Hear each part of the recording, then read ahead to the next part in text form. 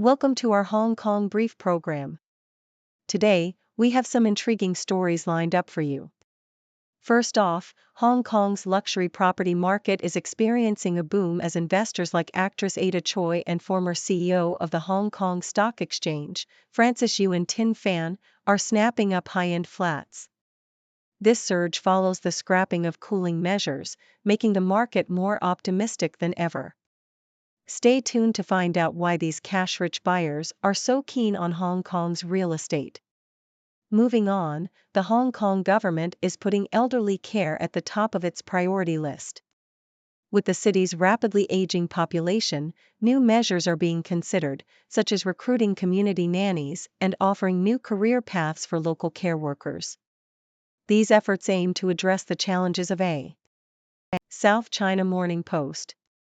Hong Kong's luxury property market has seen a surge of interest from wealthy investors following the removal of decade-old cooling measures, suggesting a more optimistic outlook for high-end real estate. Notable figures like Yuen Tin-fan, former CEO of the Hong Kong Stock Exchange, and his wife Rose Lee Wai-man have made significant purchases, such as a $15.2 million Hong Kong dollars flat in Pak Fu Lam's Bel Air residences. Yuen and Lee, seasoned investors, previously sold a luxury house on the Peak for 1.5 billion Hong Kong dollars in 2015. Actress Ada Choi Fan and her husband Zhang Jin also invested 44 million Hong Kong dollars in a detached house in Yuen Long. With the property curbs lifted, the market has stabilized, attracting cash-rich buyers who are capitalizing on discounted prices. However, experts caution that while the luxury market shows resilience, the overall property market's recovery remains uncertain due to high interest rates and limited purchasing power. South China Morning Post. A conversation with the late David Akers-Jones, former chief secretary before 1997, highlighted the shift in Hong Kong's economic policymaking from market-driven approaches to proactive government intervention. This change is evident in the city's ambitious infrastructure projects like the Airport Core program, which transformed Hong Kong's landscape in the 1990s. However, modern challenges such as inflation, environmental concerns, and a not-in-my-backyard mentality have made these projects more costly and time-consuming. The government is now focusing on tech-based industries to drive future growth, investing billions in innovation and technology parks like the San Tin Technopole and Lok Ma Chau Loop. Yet, the success of these initiatives hinges on overcoming high costs and legal obstacles. To stay competitive, Hong Kong must innovate rapidly, leveraging resources from the Greater Bay Area and shifting away from its traditional reliance on property and tourism. South China Morning Post. Amid a rapidly aging population, Hong Kong's welfare chief Chris Sun Yuk Han has unveiled plans to bolster support for the elderly and their carers. With the elderly now constituting over 21% of the population, the government aims to recruit more care workers and offer new career paths to local staff. The special scheme to import care workers has already approved nearly all of its initial 7,000 quota, with plans to add 8,000 more over the next 3 years. The government is also exploring the recruitment of community nannies to provide home care for the elderly, giving regular carers much-needed respite. Additionally, there are plans to expand care home spots in mainland China, particularly in Guangdong province, to offer Hong Kongers larger living spaces and lower costs. These measures come in response to a string of tragedies involving elderly care, underscoring the urgent need for improved support systems and innovative solutions to address the city's aging demographic.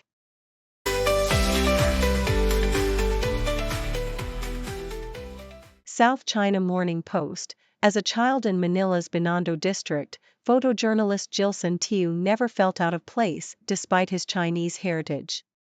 Raised by ethnic Chinese parents and educated in Chinese Filipino schools, Tiu identified as a straight-up Filipino.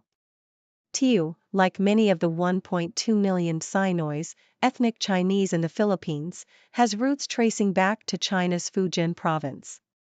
The Chinese influence in the Philippines is centuries old, even predating the Spanish colonial era, and has left a lasting impact on Filipino culture. However, rising anti-China sentiments due to geopolitical tensions and local controversies, such as the crackdown on Philippine offshore gaming operators, POGOs, have sparked xenophobia affecting local Chinese communities. Tiu himself experienced racial profiling when he was mistaken for a spy and harassed by Filipino security guards while photographing a POGO facility.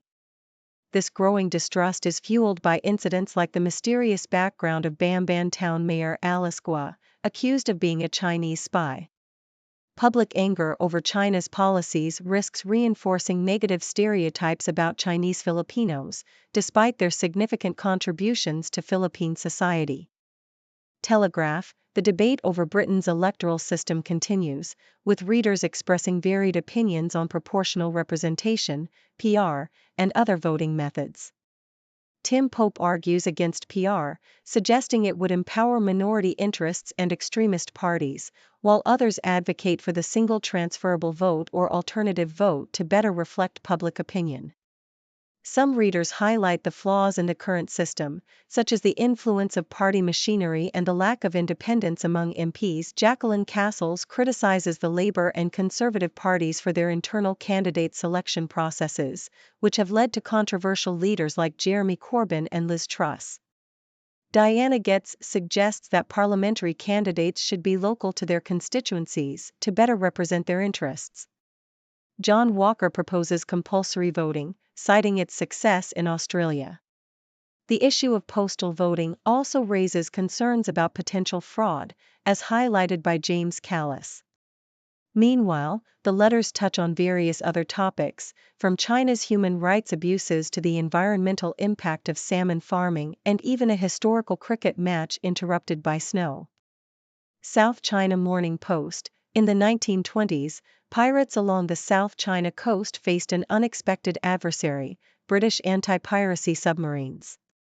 After World War I, the Royal Navy, flush with submarines, decided to deploy these vessels to Hong Kong to combat piracy. The submarines, part of the 4th Submarine Flotilla, were tasked with patrolling the waters around Hong Kong, Macau, and Guangdong Province, intercepting pirate junks and hijacked vessels. These subs, including the advanced L-class, could operate stealthily, surfacing only to engage pirates with their deck guns or torpedoes. Despite their efforts, piracy persisted, driven by the unstable political and economic conditions in China. One notable incident involved the hijacking of the SS Irene by pirates, which was intercepted by the submarines L4 and L5 in Bias Bay. The subs successfully rescued over 200 passengers and crew, though the Irene was ultimately lost. While the submarines provided a temporary deterrent, the Hong Kong government eventually had to implement additional measures, such as armed guards on ships, to combat the ongoing threat of piracy. The deployment of submarines highlighted both their potential and limitations in addressing complex maritime security challenges.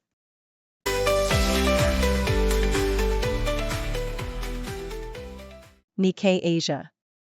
Netflix is significantly ramping up its local content production in Southeast Asia, targeting the growing demand for homegrown entertainment in Indonesia, Thailand, and the Philippines.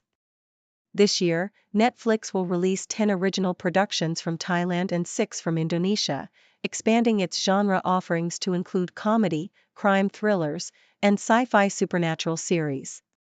Notable releases include Nightmares and Daydreams, a supernatural thriller by Indonesian director Joko Anwar, and Dr. Climax, a Thai dramedy series by Kongdej Jatran Razmi. These new projects have quickly become top-viewed content in their respective countries. The move reflects a broader trend where Southeast Asian audiences are increasingly favoring local content, contributing to a rise in premium video-on-demand subscriptions in the region. Netflix's strategy includes licensing over 50 Indonesian titles and significantly increasing local film offerings in the Philippines. This expansion aims to maintain Netflix's leadership in the competitive Southeast Asian market, where it faces rivals like Video, Viu, and Disney+. South China Morning Post. King Hu's 1975 martial arts film, The Valiant Ones, is a hidden gem that stands out for its action-packed sequences. Set in the Ming Dynasty, the film tells the true story of Chinese heroes fighting Japanese pirates and corrupt officials. Rediscovered in 1996 and restored in 2017, the film showcases straightforward martial arts choreography, diverging from Hu's usual artistic editing style. Featuring young Sammo Hung Cambo as the choreographer, the film bridges traditional wuxia with the emerging kung fu genre. Hung, who also plays a Japanese pirate chief, delivers a camp yet compelling performance. The film uniquely portrays the silent, stoic relationship between the characters Ruoshi and Ji-Yuan, emphasizing their deep, unspoken bond.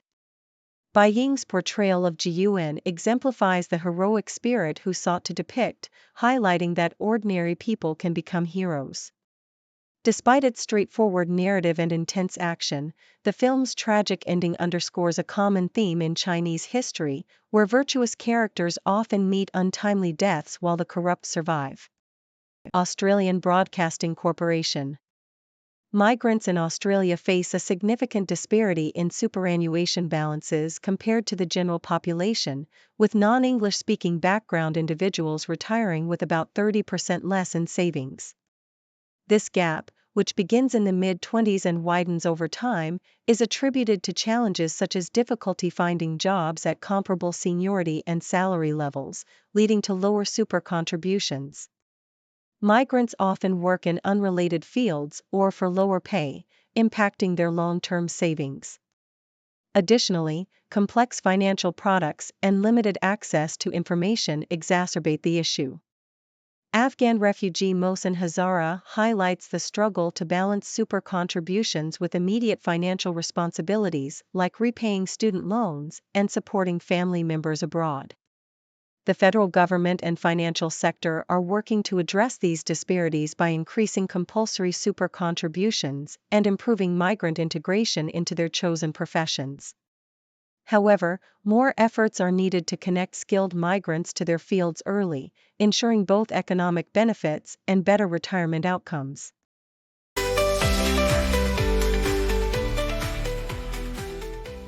The Toronto Star. In the vibrant setting of Monaco, Canada's Rugby Sevens team clinched a spot in the quarterfinals of the World Rugby Sevens repechage tournament, despite a narrow 17-12 defeat to Britain in the Pool B finale.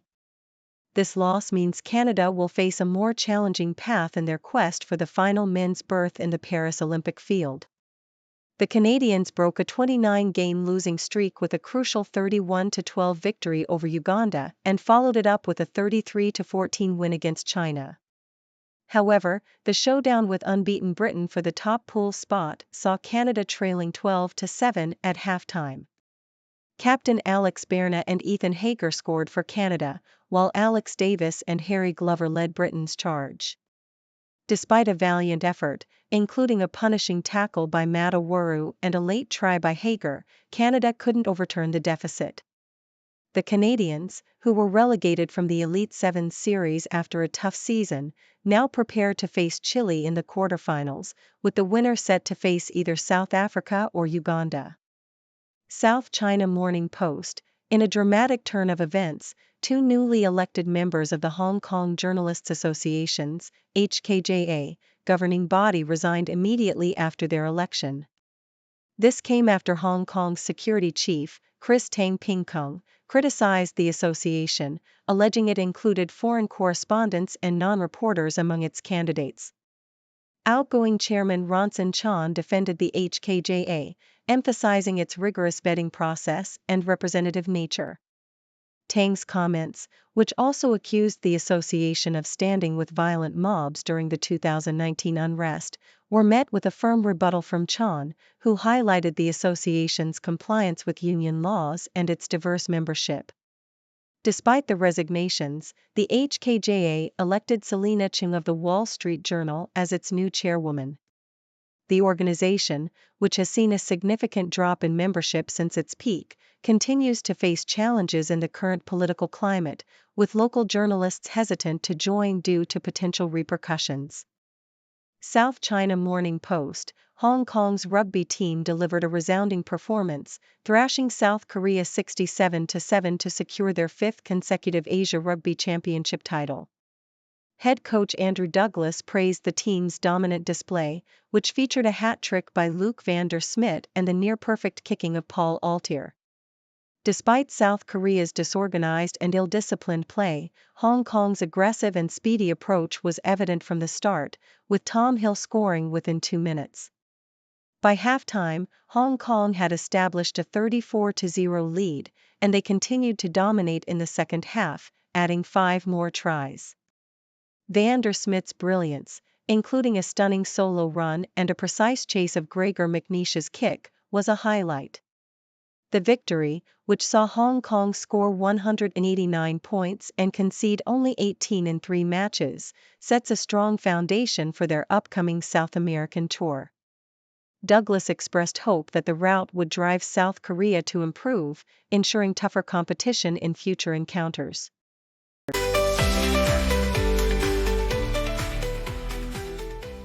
South China Morning Post recounts a series of aviation mishaps involving Atlas Air, which led to an 8-hour runway closure in Hong Kong.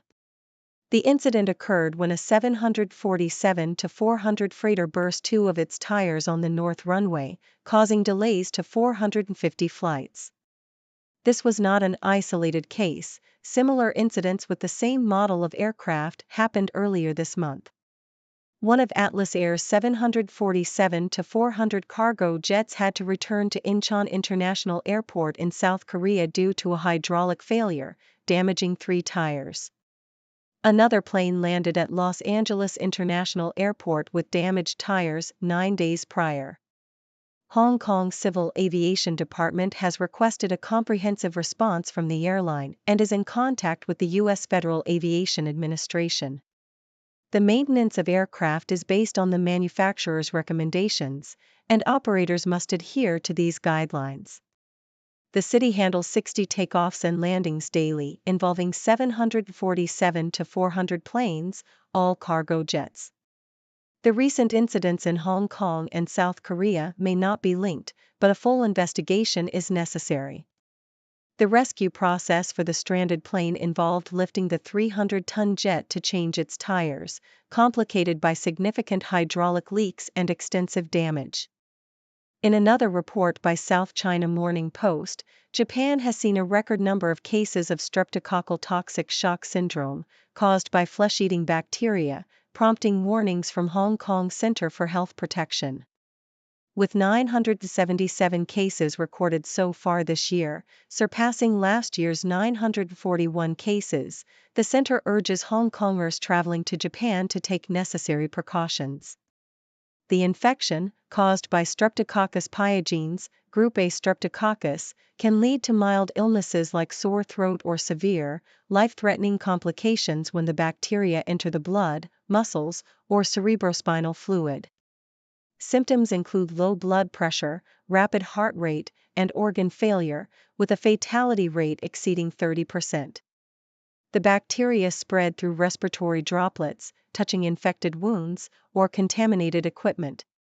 The elderly, young children, immunocompromised individuals, and those with chronic illnesses are at higher risk. Travelers are advised to practice proper wound care, avoid swimming or using hot springs until wounds heal, and maintain hand hygiene. Despite the rise in cases, the desire to travel to Japan remains strong among Hong Kongers. The center also warns of mosquito-borne diseases like dengue fever, urging travelers to wear protective clothing and use insect repellent. In a different feature, South China Morning Post explores the matchmaking scene in Hong Kong, where private operators of interest-based classes are skeptical about the government's ability to organize such events.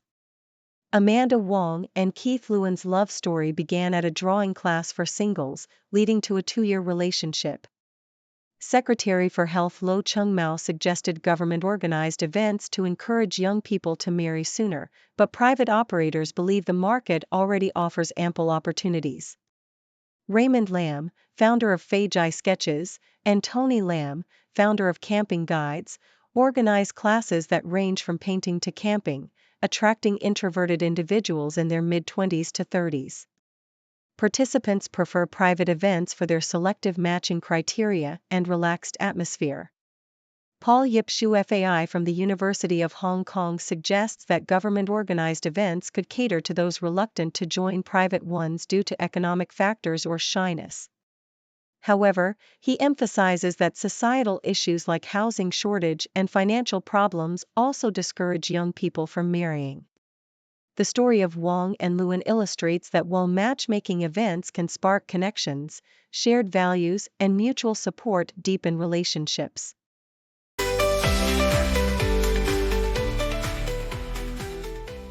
Thank you for tuning in. The content above showcases the latest briefing reports and analytical synopses, thoughtfully curated by the 6Do team. These insights stem from a wide array of reputable media outlets, think tanks, government sources, and specialized experts worldwide. We encourage you to explore these sources for a comprehensive perspective. Keep in mind that while the content may not always align with the official standpoint of 6Do Brief, it's not meant to be taken as absolute directives for decision-making.